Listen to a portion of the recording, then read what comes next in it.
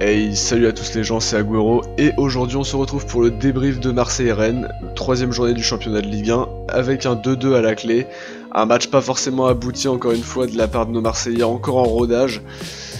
On va commencer tout de suite avec le 11 de départ, Yohan Pelé dans les cages, une défense Bounassar, Adil Rami, Boubacar Kamara et Jordan Amavi, avec le retour de Sarr qui a une fracture de l'orteil le week-end dernier contre Nîmes et qui est déjà sur une feuille de match. Boubacar Kamara qui reprend sa place aux dépens de Douye Kaletachar. Gustavo et Sanson au poste de milieu défensif. Un trio offensif Lucas Ocampos, Florian Thauvin et Dimitri Payet pour servir Valère Germain, le seul attaquant. Dans ce match, l'OM a très peu le ballon en première mi-temps, a vachement tendance à subir la déferlante offensive rennaise. Il n'y a pas beaucoup d'occasions à se mettre sous la dent côté marseillais, alors que Rennes, de leur côté, se positionnent vraiment bien sur le terrain, sont très rigoureux, très organisés, et peuvent compter sur leur seul attaquant de pointe, Ismaïla Sarr, qui pose problème aux défenseurs marseillais. Ismaïla Sarr d'ailleurs qui obtiendra un penalty sur une faute d'Adil Rami, penalty transformé par Bourigeaud pour ouvrir le score pour les Rennais, et avant la mi-temps, Pelé se trouve pour le deuxième but du stade rennais. Après la mi-temps, l'Olympique de Marseille revient fort avec un état d'esprit différent, sans doute lié au discours de Garcia dans les vestiaires. Il y a beaucoup d'envie, voilà, beaucoup de hargne de toute l'équipe qui va dans le même sens. Un jeu bien plus rapide demandé par Garcia, parce que l'OM avait eu du mal à jouer vraiment rapidement en première mi-temps. Il y a eu aussi une bonne entrée de Lopez qui a remplacé Kamara, parce que Kamara avait pris un carton jaune, et ce qui a fait décaler Gustavo vers l'arrière. Il y a eu beaucoup plus d'entrain qui a été mis par Payet et Thauvin qui étaient vachement en difficulté en première mi-temps. Et ils ont pu aussi compter sur Kostas Mitroglou qui a beaucoup pesé sur la défense rennaise. L'OM est revenu au score par Ocampos qui a fait beaucoup d'efforts dans ce match-là encore une fois. Beaucoup de récupération, beaucoup de travail sur son côté gauche. Et aussi toujours avec sa marque de fabrique des buts un peu opportunistes. Mais on prend parce que c'était vraiment la merde.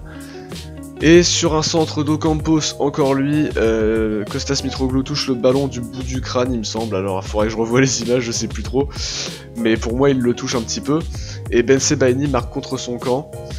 L'OM continue à pousser jusqu'à la fin du match sans trouver le chemin des filets, pendant que Rennes fait que de gratter du temps.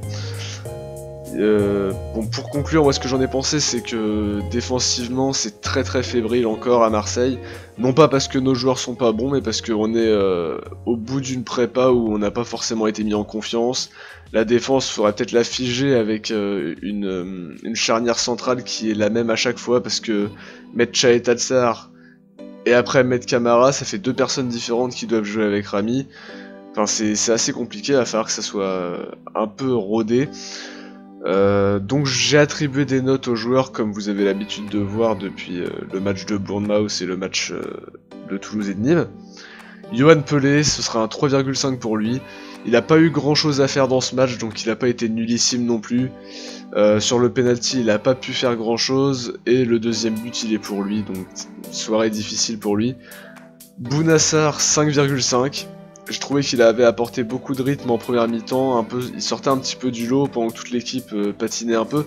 Et en deuxième mi-temps, je l'ai trouvé un peu émoussé physiquement. Adil Rami 4,5. La défense a pas du tout été sécurisante. Et c'est lui qui donne le penalty pour l'ouverture du score rennaise. Donc je pense que c'est vraiment pas un match abouti de sa part, mais on a confiance en lui, on sait qu'il va très vite revenir, et très bien d'ailleurs. Boubacar Kamara, je vais mettre un 6. Parce qu'en première mi-temps il a été vachement présent, même dans le domaine aérien alors qu'il est pas forcément très grand. Sa vitesse a été un atout pour contrer Sarr, donc encore une fois pour moi un gros match de Kamara, qui est vraiment un joueur que j'adore, et plus les matchs passent, plus je l'apprécie encore. Jordan Amavi 5, pour moi c'est vraiment un match moyen de sa part, donc d'un côté parce qu'il a été très offensif, et il a fait des bonnes combinaisons avec Ocampos, mais défensivement ça a été compliqué. Alors que, comme je vous disais, offensivement c'était bien, il a fait en première mi-temps un très bon centre en retrait pour Payet qui malheureusement à cause des rebonds a pas pu la cadrer, mais il y avait de l'idée, donc à ma vie pas si mauvais que ça, mais bon 5 c'est bien, voilà. Luis Gustavo 5,5, Au milieu de terrain, je l'ai trouvé vraiment encore en délicatesse, hein. Il n'a pas encore retrouvé son niveau du début de saison de l'année dernière. Mais quand il est redescendu d'un cran pour jouer défenseur central, je l'ai trouvé impérial. Donc c'est un match moyen bon, voilà. Morgan Sanson 4,5. Je pense que c'est pas qu'il peine à retrouver son niveau, mais le fait de jouer milieu défensif c'est un peu compliqué, c'est assez nouveau pour lui parce que lui il aime bien jouer un cran au-dessus quand même. On l'a vu l'année dernière jouer un peu milieu offensif. Voilà, donc il y a eu quelques bonnes initiatives, beaucoup de hargne, quand même de l'envie, mais voilà, c'est encore à perfectionner et l'arrivée de Strootman va peut-être le mettre encore plus dans le doute ou le pousser à se surpasser, ce que je souhaite vivement. Lucas Ocampos, là c'est un grand merci à Lucas Ocampos parce que je lui ai mis 7, encore énormément d'envie, un gros travail sur son côté gauche, beaucoup de hargne. Il a beaucoup subi de fautes aussi, beaucoup d'obstructions qui n'ont pas été sifflées. Voilà, je l'ai trouvé, moi je l'ai vraiment trouvé intéressant et très très utile. Sans lui déjà on n'aurait jamais arraché le nul. Car il est buteur, il est à l'origine du centre. Florian Thauvin pour sa part 5,5. Il n'a pas été vraiment décisif, il n'a pas fait de grosses erreurs non plus, mais il n'a pas eu une prépa complète, il a été en sélection, etc. Donc je pense que d'ici 2-3 matchs, on devrait avoir un Florian Thauvin qui sera vraiment incroyablement décisif, donc je m'inquiète pas plus que ça. Dimitri Payet, 5,5 aussi. En première mi-temps, c'était un peu délicat, il n'était pas vraiment en jambes. En deuxième mi-temps, c'était mieux, mais si on regarde dans la globalité, il n'a pas non plus été exceptionnel. Valère Germain, j'ai pas trop envie de m'exprimer sur le sujet, mais j'ai mis un 3. Voilà, je l'ai pas vu sur ce match, voilà, je savais même pas qui jouait. Maxime Lopez, je lui ai mis un 6. J'ai trouvé qu'il avait apporté énormément de rythme.